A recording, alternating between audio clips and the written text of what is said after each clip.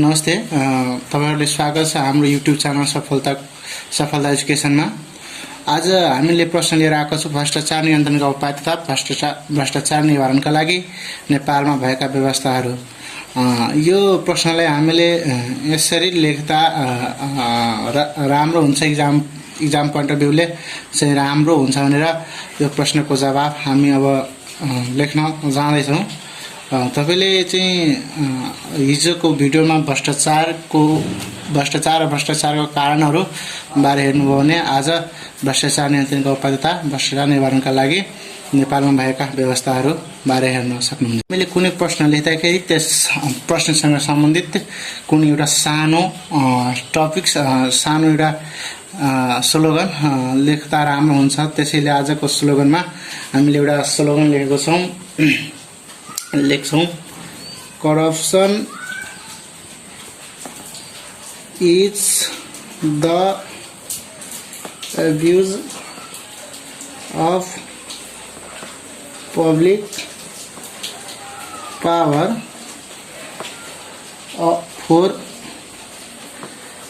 for private benefit। यो slogan लेखिसकेपछि भ्रष्टाचारको बारेमा केही परिभाषा लेख्दा अलिकति अझै राम्रो हुन्छ भनेर एउटा दुईटा परिभाषा लेख्ने। सार्वजनिक जस्तै सार्वजनिक पदमा रही सार्वजनिक पदको दुरुपयोग गरे,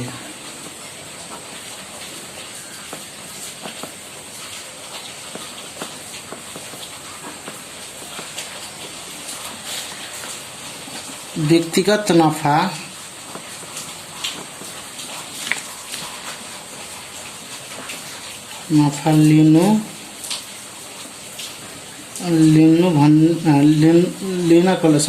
लिनको लागि गर्ने कार्यलाई भ्रष्टाचार भनिन्छ। अर्को भाषामा भन्दाखेरि आफ्नो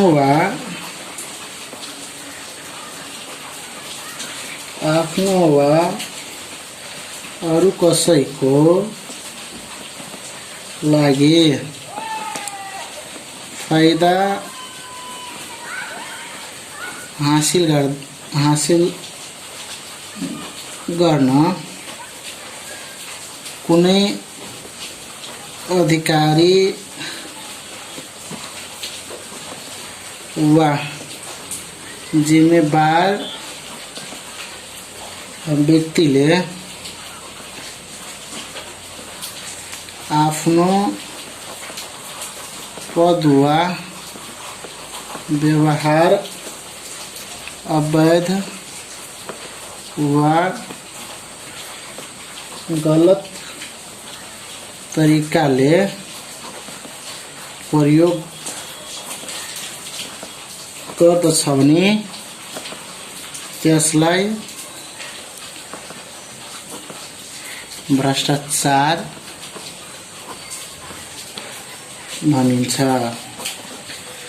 त्यसैगरी यो भइसकेपछि एउटा भ्रष्टाचार नियन्त्रण, अब हामी भ्रष्टाचार नियन्त्रणको बारेमा लेख्दैछौँ भने भ्रष्टाचार नियन्त्रणको लागि एउटा दुईटा त्यसको पनि परिभाषा दिँदा राम्रो हुन्छ भनेर त्यसलाई कसरी लेख्ने भने भ्रष्ट आचरणको सिर्जना हुन नदिनु, भ्रष्टाचार गर्न नदिनु, गरेमा कानुनी कठघरामा ल्याउनु, भ्रष्टाचार सम्बन्धी जनचेतना जगाउनु नै भ्रष्टाचार नियन्त्रण हो। मैले भ्रष्टाचार नियन्त्रणको बारेमा लेख्दैछ भने एउटा भूमिका जस्तो के लेख्ने भने रोग जति ठुलो भयो भने भए पनि समयमै त्यसको उपचार गरायो भने त्यो रोग अवश्य नै निको हुन्छ। त्यस्तै हाम्रो देश राष्ट्रमा रहेका भ्रष्टाचार विरुद्ध समयमै कदम उठाइयो भने भ्रष्टाचार नियन्त्रण गर्न सकिन्छ।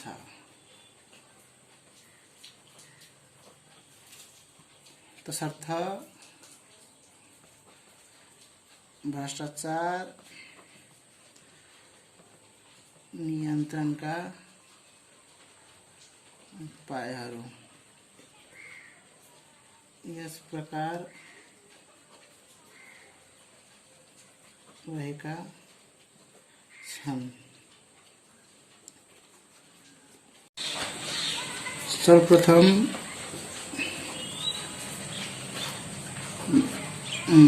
राजनीतिक स्थिरता कायम गर्ने, दण्ड र पुरस्कारको उचित व्यवस्था गर्ने,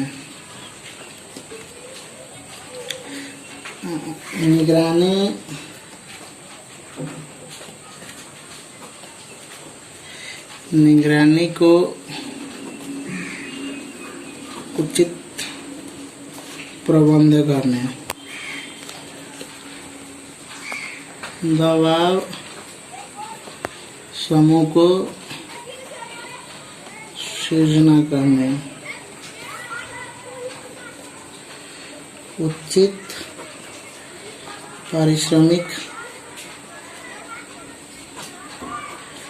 पारिश्रमिक को व्यवस्था करना,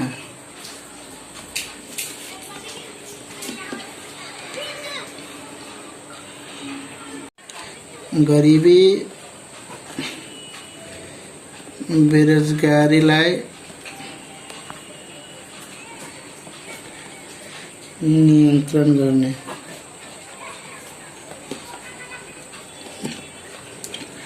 सामाजिक कुसंस्कारलाई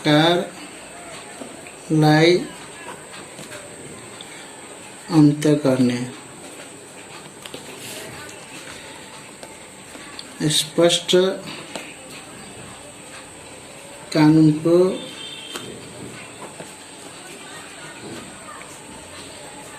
निर्माण गर्ने,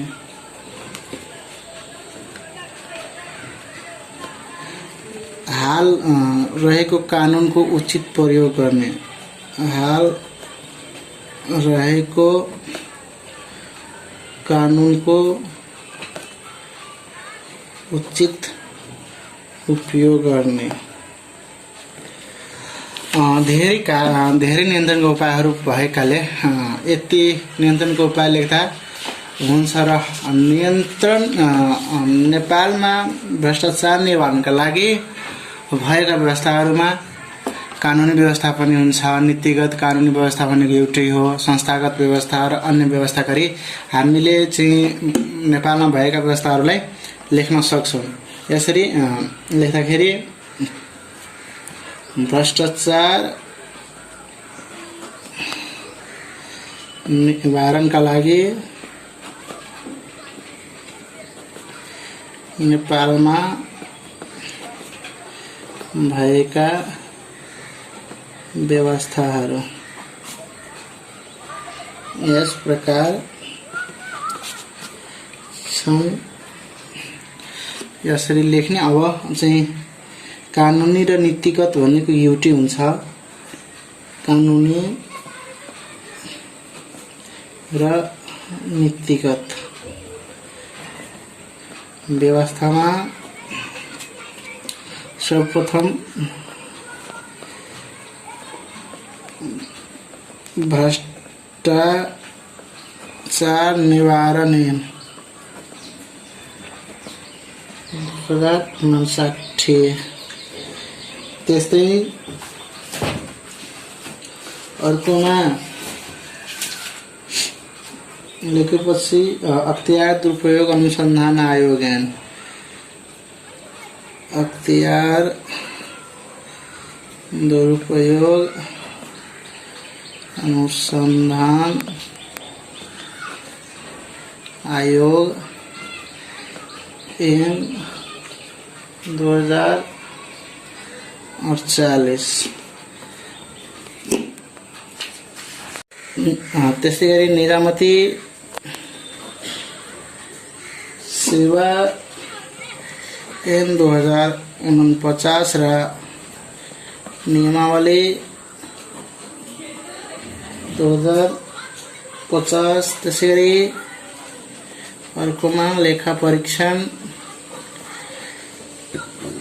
ऐन 2075 अहिले रहेको छ। त्यसै गरी सुशासन ऐन 2064 र नियमावली 2065। यति लेखिसकेपछि अब चाहिँ संस्थागत व्यवस्थामा लेख्ने। संस्थागत व्यवस्थामा भन्दाखेरि यसमा संगठन भ्रष्टाचार निवारणका लागि रहेका संगठनहरूको नामहरू लेख्ने। त्यसै गरी संस्थागतमा भन्दाखेरि पहिलोमा अख्तियार दुरुपयोग अनुसन्धान आयोग। त्यस्तै महालेखा परीक्षकको कार्यालय।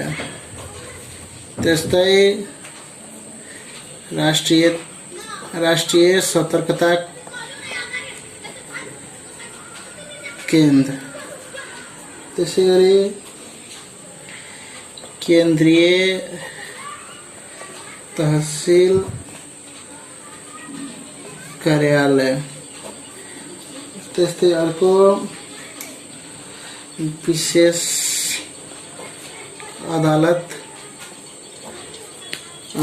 अर्कोमा चाहिँ राजस्व अनुसन्धान विभाग। अब चाहिँ हामीले अन्य व्यवस्थाहरूमा लेख्दाखेरि अन्य व्यवस्थाहरूमा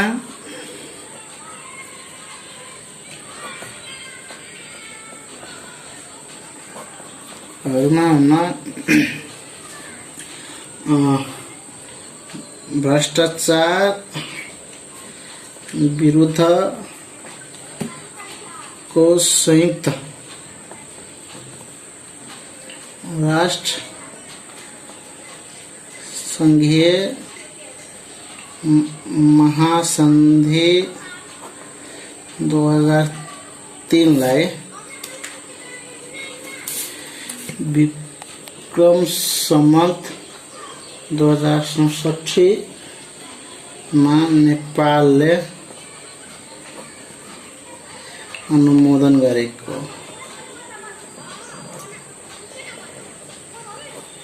त्यस्तै अर्को पोइन्टमा निजी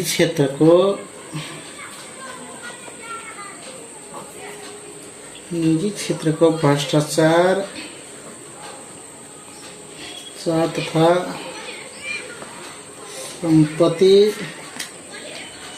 फिर्ता जस्ता विषयवस्तुलाई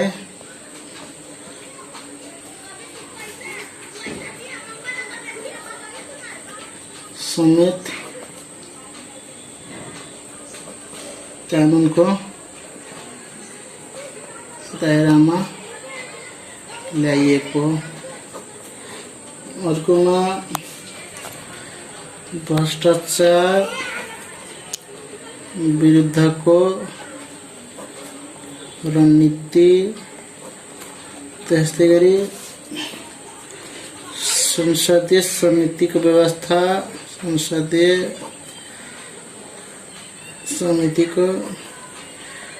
व्यवस्था गर्दा हाम्रो अन्य व्यवस्थाहरू पनि पूरा हुन्। अन्त्यमा भ्रष्टाचार एउटा सभ्य र सुशासन पूर्ण समाजका क्यान्सरको रूपमा रहेकोले यसको समाधानका लागि एक्लैले होइन कि हामी सबै हातमा हात र काँधमा काँध मिलाई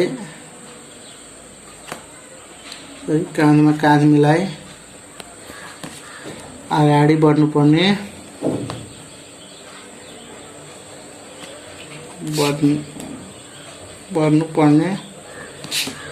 देखिन्छ। फर्स्ट हामीले एउटा क्वेसन यो लेखिसक्यो, भ्रष्टाचार नियन्त्रणका उपाय तथा भ्रष्टाचार निवारणका लागि नेपालमा भएका व्यवस्थाहरू र यस्तै प्रश्नहरूको हामीले एन्सर सहित तपाईहरु माझ पुर्याउने नै छौं र यो च्यानललाई बढीभन्दा बढी लाइक, सब्स्क्राइब र शेयर गरिदिनु होला र अन्तिममा गएर बस त्यो बेल आइकनलाई थिच्न नबिर्सनु होला ताकि हामीले बनाएको भिडियोहरु तपाईहरु समक्ष सजिलै पुगोस् भन्दै म आज यसबाट बिदा हुन्छु। हस्त, धन्यवाद, नमस्कार।